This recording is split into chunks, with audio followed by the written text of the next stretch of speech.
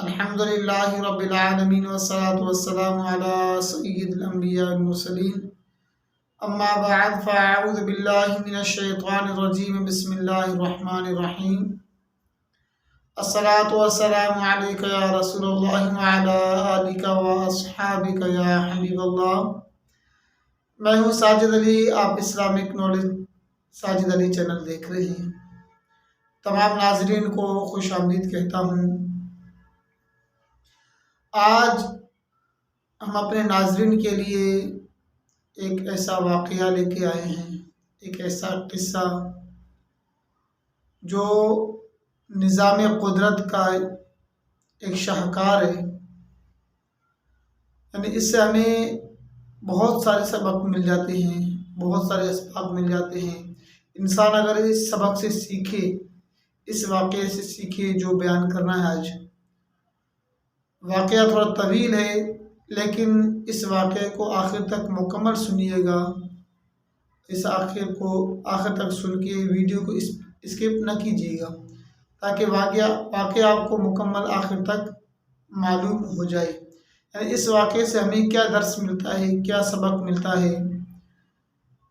वाक़या कुछ यूँ हैं, 3 सगे भाई थे, इनके वालिद साहब का इंतकाल हो गया था।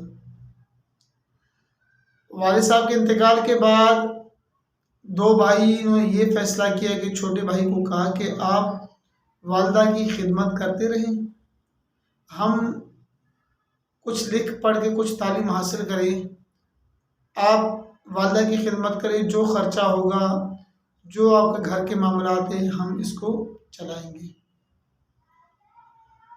छोटे भाई ने कहा ठीक है, सही, कोई मसला नहीं है।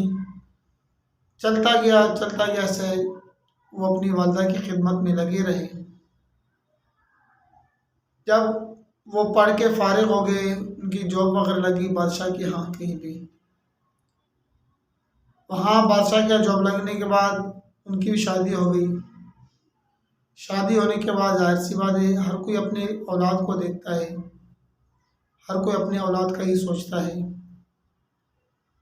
कुछ अरसा गुजरने के बाद आहिस्ता आहिस्ता कुछ यूँ हुआ कि एक भाई ने कहा कि भाई मैं तो आपको खर्चा दे नहीं सकता। यानी वालिदा के इंतकाल के बाद, जब इनके वालिदा का फिर इंतकाल हो, उसके बाद मैं आपको खर्चा दे नहीं सकता। मेरा अपना घर है, अपने घर का करना है, बच्चों का करना है, बीवी का करना है, बहुत सारे मामलात हैं, मैं मज़ीद आपको खर्चा दे नहीं सकता।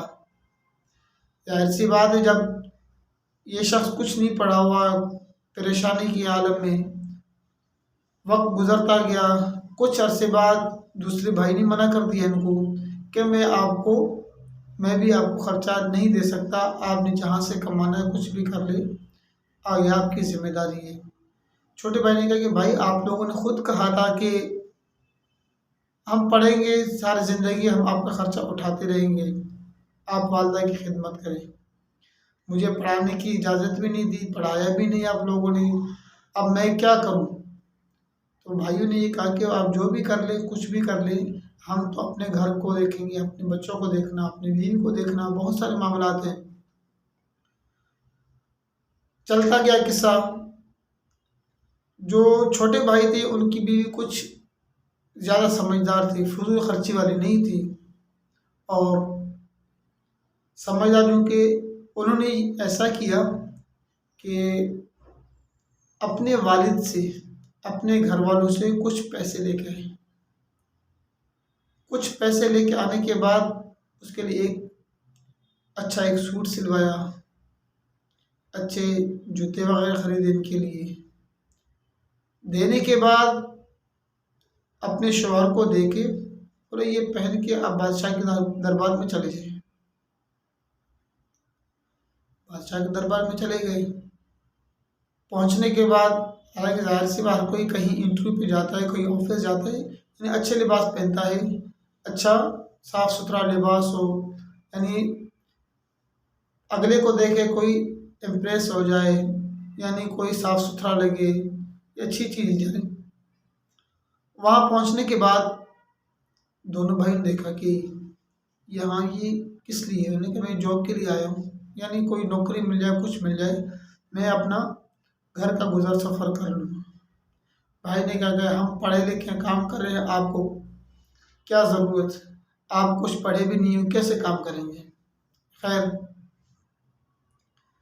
जो बादशाह का दरबारी गेट पे था, उन्होंने पूछा किस काम के लिए आए हो। उन्होंने कहा कि मैं नौकरी के लिए, जॉब के लिए आया हूँ यहाँ पे। तो उन्हें बादशाह की खिदमत में अर्ज़ की क्या लीजा, इस तरह एक शख्स आए जॉब के लिए। बादशाह ने कहा कि दो बंदे ऑलरेडी मौजूद है यहाँ पे, ये तीसरा भी आ गया, तो एक काम करे, इन तीनों में से जो कुरानदाजी करे, जो इसका अच्छा रिजल्ट दे, जो पास हो जाए, उसमें उसको रखेंगे, बाकी को फारिग करना है। ये देखिए कुदरत का निज़ाम अभी, यानी कुदरत का निज़ाम कैसे हर उरूज को ज़वाल है, हर ज़वाल को उरूज भी है। ये कुदरत का निज़ाम है। जो गिरा हुआ बंदा है वो उठ सकता है, जो उठा हुआ है वो गिर सकता है। तो वज़ीर ने ये कहा ठीक है। वज़ीर को ये नहीं पता, बादशाह को ये और वज़ीर को ये मालूम नहीं था कि ये तीनों भाई हैं इकट्ठे। तीनों को सामने लेके आए, तीनों से इंटरव्यू लेना शुरू किया। वज़ीर ने पूछा, पहले बड़े भाई से पूछा कि मेरी मुट्ठी में क्या है। वो पहले से वहाँ काम कर चुके हैं, उनको पता है कि वज़ीर है, इसके हाथ में सोना ही होगा, कोई ख़ास चीज़ सोना वगैरह होगा। मैंने कहा तेरे हाथ में सोना है। मैंने कहा आप साइड हो जाए। साइड पे होने के बाद फिर दूसरे भाई को बुलाया। दूसरे भाई को, आप मेरे हाथ में क्या है। एक भाई ने कहा कि इन्होंने सोना कहा है, यार सोना नहीं है तो कम से कम हीरे जवाहरात भी होंगे। उन्होंने कहा आपके हाथ में हीरे हैं। इसको कहा था आप साइड हो जाए। अब यहाँ देखिए कुदरत का निज़ाम कैसे वक्त पलटा खा रहा है, वक्त बदल रहा है। अभी उस अनपढ़ को बुलाया जिन्होंने कुछ नहीं पढ़ा, अपनी सिर्फ वालदा की खिदमत में लगे रहे। उससे पूछा क्या है हाथ में। उसके मुंह से वैसे अल्फाज निकल गया, पर टेढ़ी फंस गया। टेढ़ी फंस गया तो वजीर नहीं कहेगी आपको कैसे पता। मुट्ठी खोला, बाकी उसके हाथ में टेढ़ी था छोटा सा। अब यहाँ तक कुदरत का निज़ाम। बादशाह के बारगाह में तीनों को लेकर मैंने कहा बादशाह ये दो बड़े भाई, यानी दो पहले के वो फेल हो गए और ये वाला पास हो गया। यानी इसको इतना इल्म है, इतना जान पहचान है कि मेरे हाथ में क्या, इसको इनके इतना तजर्बा, इतना वो कामयाबी। बादशाह ने फैसला किया कि भाई आप दोनों फारिग, इन दोनों को फारिग करें जो पहले काम कर रहे थे। अब जो नया आया उसको रखें और इसका 3000 तनख्वाह भी मुकर्रर कर दें। चले भाई, वक्त गुजर गया। शाम को चले गए अपने घर पे। बेगम को बताया, बेगम ने पूछा क्या हुआ। बेगम मतलब अब समझ नहीं आया क्या हुआ। एक अंदाज मेरे मुंह से अल्फाज निकल गया, तुक्का था, मैं कामयाब हो गई इंटरव्यू में, अब मेरे 3000 तनख्वाह भी लग गई है। बीवी भी अक्लमंद थी, होशियार थी। मैंने कहा रब का शुक्र अदा करें, बस सुबह अपने जाएं अपने काम पे, सुबह उठे अपने काम पे जाएं, जहां अपनी ड्यूटी, आपकी अपनी ड्यूटी अदा करें। चले चलता गया। अब जो दो भाई पहले थे वो फारिग होके घर बैठ गए। अब जो फारिग था वो जॉब पे लग गया। अब यहाँ तो कुदरत का निज़ाम कैसा पलटा आ रहा है। यानी पहले जो उरूज पे थे वो जवाल में आ रहे हैं, जो जवाल में था बज़ाहिर वो उरूज पे आ रहा है। कुछ अरसे बाद बादशाह की बेटी अपने घर से बाहर निकली, यानी घूमने फिरने के लिए। तालाब के करीब गई, वहाँ पे हाथ मुँह धोने के लिए, तो इनके गले से हार गिर गया। हार महंगे हार थे, गिर गया। और हार गिरने के बाद बदख ने इसको निगल लिया। बदख जो अक्सर तालाब वगैरह में घूमते रहते हैं। बादशाह की बेटी घर पे वापस आ गई। बादशाह ने पूछा क्या हुआ। बादशाह की बेटी कहने लगी बाबा जान, मैं इस तरह हाथ मुँह धोने के तालाब के करीब बैठ गई तो मेरे करीब जो है हार मेरे जो बदक ने निकल लिया। अच्छा, तो बादशाह को वो बात जहन में आ गई और यहाँ से बादशाह की बेटी ने उस बदक को पत्थर भी मारा था, बादशाह के जो साथ में पत्थर मारा था ताकि हार को वापस ले आए। इतने में ऐसा हुआ कि बादशाह ने कहा कि भाई उस बंदे को बुलाओ, वो ज़हीन बंदे को हमने जो नौकरी पे रखा हुआ है उसको बुलाओ, हो सकता है इसके लिए कोई तरकीब सोचे। बादशाह को बुलाए, बादशाह के बारगाह में हाजिर हुए। बादशाह ने कहा कि इस तरह ये वाक़या हुआ है, आप इसका कुछ हल निकालें ताकि ये सोने की जो हार है वो वापस आ जाए।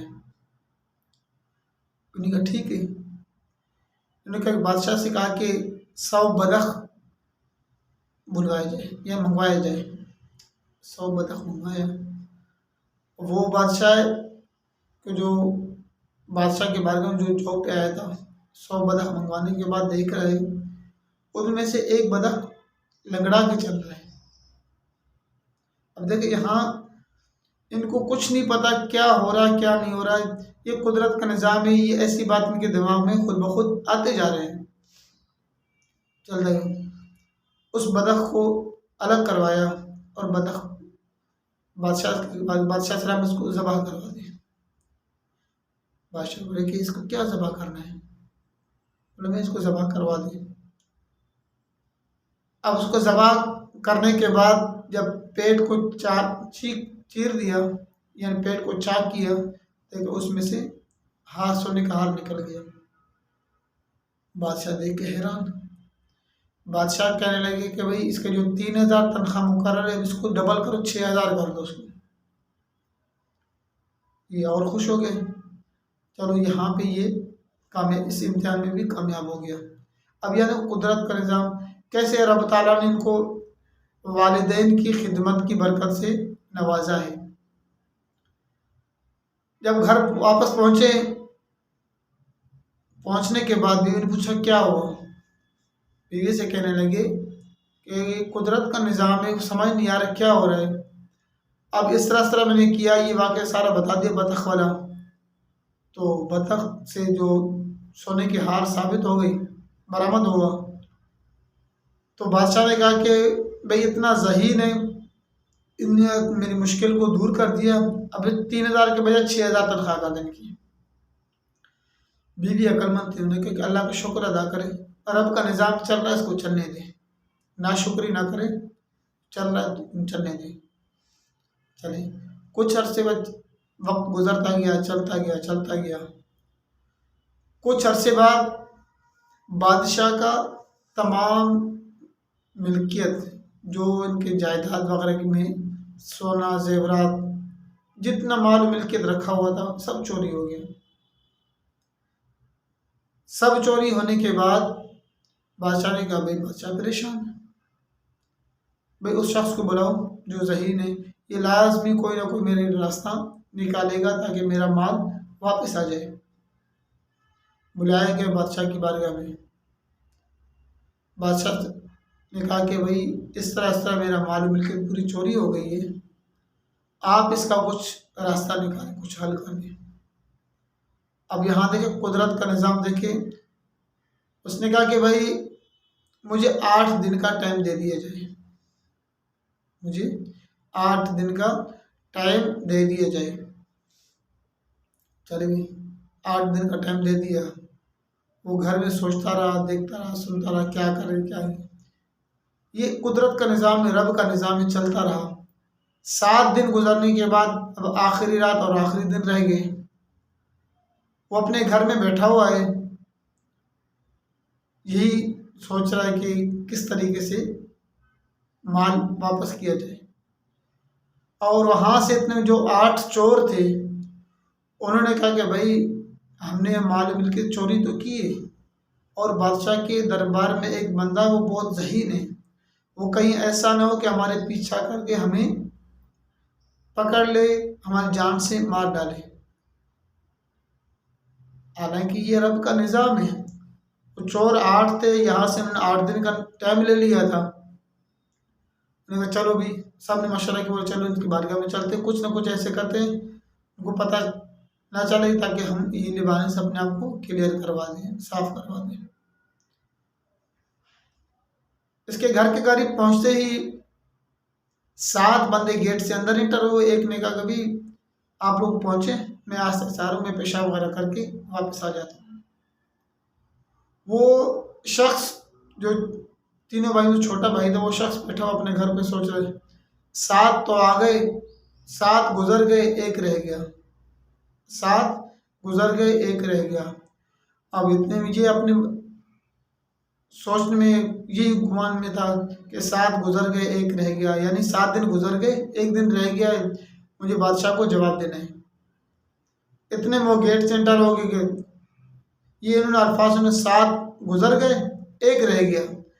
अब उसमें भी उनको शक पड़ गया, यकीन हो गया, भाई इतना ज़हीन है, हमें देखते उन्होंने पहचान लिया कि 7 आ गए, हम 8 चोरे, 7 आ गए, एक पीछे रह गया है। वो जल्दी जल्दी वापस गए। बंदे को बोला उसको, भाई तो पता चल गया, उसको तो पता चल गया। अब 8 हो गए, 8 हो गए, तो उसके बाद भाई आपको कैसे पता चला? वो फिर खामोश, बोले वो चोर हम हैं, हमने ही चोरी की है, पर बात ये है कि बादशाह से हमारी जान बचा दी, क्योंकि चोर हमने, चोरी हमने की है, बादशाह को पता चले, आपको पता चल गया, आपने बादशाह को बताएंगे, बादशाह सलामत ज़रूर हमें जान से मार देंगे, लेकिन एक चीज़ हम आपको माल भी बरामद करके देंगे, यानी वापस कर देंगे, सब कुछ करेंगे, लेकिन सिर्फ एक रिक्वेस्ट है, एक अर्ज़ है, हमारी जान बचा दी। उन्होंने कहा ठीक है भी, मैं जान बचा दूंगा, लेकिन ये कि जब वहाँ पे 8 मज़दूरों का ऐलान करूँगा माल लेके आने के लिए, तो उनमें से फ़ौरन आपने खड़े होना मजदूरी के लिए। उन्होंने कहा ठीक है। भाई इस वाक़े को थोड़ा मैं मुख्तसर करता, यानी जल्दी जल्दी बता रहा हूँ, डिटेल में नहीं बता रहा। बादशाह सलामत बताया भाई आपके चोर मिल गए हैं और आपके सामान बरामद हो जाएगा, चोर मिल गए आपके। बादशाह फिर हैरान, बोले तमाम जो इसके बादशाही में थे सब, बोला सबको बुलाया जाए, यहाँ दरबार लगाया जाए, आपके जो चोर मिल गए हैं उससे सामान बरामद करवाया जाएगा। बादशाह ने सबको ऐलान कर दिया, सब आगे पहुंच गए कि ऐलान करने से उन्होंने कहा कि भाई मुझे 8 मजदूर चाहिए जो मजदूरी करना चाहें सामान लेके आने, माल लेके आने के लिए, जो हीरे जवाहरात सोने वगैरह जो भी चीज़ें चोरी हुई थी वो वहाँ पहुँच गए। फ़ौरन वो 8 जो चोरी की थी वो फ़ौरन खड़े हुए, कहा मजदूरी करेंगे? बोले मजदूरी करेंगे। कितनी दिहाड़ी या मजदूरी क्या लें? मैंने कहा 200 रुपये। मैंने कहा ठीक है, चलो भाई मेरे साथ जाके माल ले आते हैं। वो गए, माल लेके आ गए। माल को देखते ही बादशाह ने इतना खुश हो गया कि भाई इनकी मजदूरी कितनी पूछा, कहने लगे कि मजदूरी 200 रुपये। बोला ये 100 मेरी तरफ से। अब यहाँ देख कुदरत का निज़ाम देखे कि कैसे टिड्डी के इम्तिहान में कामयाब होना, बतख को बताया ने बतख को ज़बह करके उसके पेट से हार बरामद होना, अब यहाँ पे चोरों का पकड़ा जाना, ये रब का निज़ाम है। कैसे वक्त पलटा खा रहे, सामान लेके आए, माल लेके आ गए। उन्होंने बादशाह इनको मजदूरी दे दी, चले गए। वो मजदूरी देने के बाद वो चले गए। अब बादशाह ने कहा कि भाई आपने इतना बड़ा काम किया है, आपने इतना बड़ा मेरा जो परेशानी थी वो आपने ख़त्म कर दी। अब पूरा जो माल मिल के मुँह खुला हुआ है, जितना जो दिल करे आप उठा ले, आपको कोई मना नहीं करेगा। उसने जितना उठाना था उठा लिया। उठाने के बाद घर पे पहुँचे, घर वालों को, उनकी वाइफ समझदार थी, उन्होंने कहा कि भाई हमने जो हम ज़िंदगी गुजारनी थी इतनी उठा ली, जो हमारा चलता रहे नसीब, हम आगे चलते रहेंगे।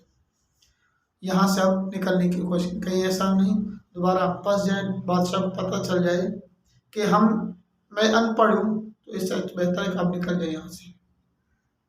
चले भाई रात को अपना जो सामान था उठा लिया, जाने लगे शहर में। किसी ने बोला क्या, बोले भाई हम इस शहर से कूच करके जा रहे हैं बस। तो बादशाह को जब बताइए, बादशाह भाई इस तरह से आपके जो वजीर, जो खास बंदा था जिसको आपने जॉब रखा, वो तो यहाँ से चले जा रहे थे। बादशाह ने अपने अफवाज को हुक्म दिया कि जाके उनको लेके आया जाए, हाजिर कर दिया जाए। उनको लेके आ गया, हाजिर हो गए। हाजिर, बादशाह ने पूछा क्यों? उन्होंने कहा कि बादशाह सलामत, बात असल हकीकत यूँ है, पहले जो टिड्डी वाले इम्तिहान में कामयाब हो गया, मेरा मुंह से निकल गया, मैं तो अनपढ़ हूँ। उन्होंने पूरे अपनी वालदा का किस्सा सुनाया, अपने भाइयों का किस्सा सुनाया। सब कुछ सुनाने के बाद कि आपके बारगाह में आया था, पहला जो टिड्डी वाला इम्तिहान था उसमें कामयाब हो गया, बतख वाला मैंने तुक्का मारा था वो भी कामयाब हो गया, और चोरों वाला जो वाक़या था वो भी इस तरह में बैठा कुछ कह रहा था, वो खुद ब खुद आ गए, वो चीज़ बरामद हो गई, सब कुछ साबित हो गया। ये रब का निज़ाम है। क्या है यहाँ देखा, रब का निज़ाम, रब का कुदरत है, जिसको उरूज दे जिसको जवाल दे, ये रब का निज़ाम है। बादशाह ने कहा कि वाकई ऐसा ही है, तो जब तक मैं ज़िंदा हूँ आपकी जान की सलामती है, यानी आपकी जान को कोई ख़तरा नहीं है। और जब तक आप जिंदा हैं, मैं हूँ, आप दरबार में आए, अपनी ड्यूटी करें ना करें, आपके लिए हर वक्त तनख्वाह मुकर्रर है, जो दिल करे खाएं पिए ऐश करें, आपकी जान को कोई ख़तरा नहीं। आपने इतना बड़ा मेरा जो काम किया है, चोरों को जो माल चोरी हो चुका था वापस लेके आए। अब यहाँ देखे कि रब का निज़ाम, रब का कुदरत, जिन्होंने एक भाई को छोड़ के धोखे में इनको पढ़ाया, कुछ भी नहीं किया, अब वो दोनों भाई इस भाई के दर पे आगे पड़ गए। यानी पहले ये छोटा भाई दोनों भाइयों का मोहताज था, अब दोनों भाई छोटे भाई के मोहताज हो गए। ये क्या है? रब का निज़ाम है। जिसको उरूज है वो ज़वाल तो आनी है, जिसको ज़वाल है तो उरूज आनी है। पहले दोनों भाई उरूज पे थे, छोटा भाई कुछ नहीं था वो। अब छोटा भाई उरूज पे आ गया, वो ज़वाल में आ गए। अब वो दोनों भाई छोटे भाई के दर पे हैं। ये है मेरे रब का निज़ाम। इससे हमें क्या सबक मिलता है? सबक ये मिला कि रब का निज़ाम, रब का कुदरत है ये। और मैं तो यही कहूँगा, मैं तो यही सोचूँगा, जो छोटे भाई को इतना इनाम मिला, जो इसको सब कुछ मिलने का वजह क्या है? ये वालिदैन की खिदमत, अपनी वालिदा मोहतरमा की खिदमत, उनसे सच्चाई से, उनकी सच्चाई से मोहब्बत से खिदमत की, अपने वालिद, अपने दोनों बड़े भाइयों की खिदमत की, उन्हें उनके बातों पर अमल किया। लेकिन जो बड़े भाई ने सोचा तो वो अलग मामला है, लेकिन इन्होंने क्या किया है? अपने भाई की खिदमत की, भाइयों की बात मानी, अपने सबसे बड़ी अपने वालिदा की खिदमत की, वालिदा की दुआएं ली। ये इनके वालिदा की माजिदा की दुआएं हैं या वालिदैन की दुआएं हैं। ये इनको रब ताला ने इतना कामयाबी से नवाजा है। बस अल्लाह ताला हम सबको अपने वालिदैन की खिदमत करने की तौफीक अता फरमाए। जिनके वालिदैन हयात हैं उनको अल्लाह ताला दराज़ी उम्र बिलखैर अता फरमाए, उनको सबकी खिदमत करने की तौफीक अता फरमाए। जिनके वालिदैन इस दुनिया से रुखसत हो गए, जा चुके, अल्लाह ताला उनके दराजात को बुलंद फरमाए, अल्लाह ताला हम सब की मग़फ़िरत फरमाए। अस्सलामु अलैकुम वरहमतुल्लाहि वबरकातुहू। आखिर में बता दूँ इस वीडियो से हमें क्या सबक मिला, लाज़मी कमेंट करके बताएं कि हमें इस वीडियो से क्या क्या सबक मिला है, क्या क्या हमने सीखा है। अस्सलामु अलैकुम वरहमतुल्लाहि वबरकातुहू।